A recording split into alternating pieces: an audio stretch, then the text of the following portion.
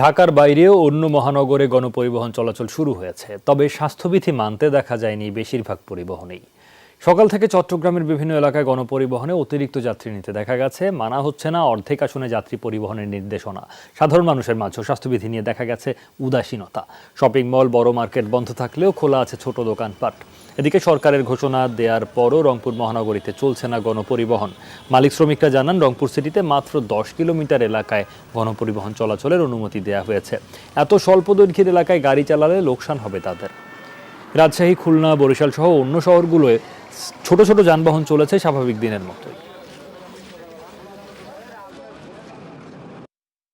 আমার ফ্ল্যাটে কি দাম তো চালাইতে হইব না। আমি যদি বাদ দিয়ে দিই তাহলে আমার জাতি থাকে 6 জন, তো 6 জন জাতি কি আমার হইব? 10 জন যাত্রীর ভাড়া দাম 100 টাকা, গাড়ির খরচ আছে 200 টাকা, স্টাফ আছে 300 টাকা। এভাবে তো গাড়ি চালা সম্ভব না।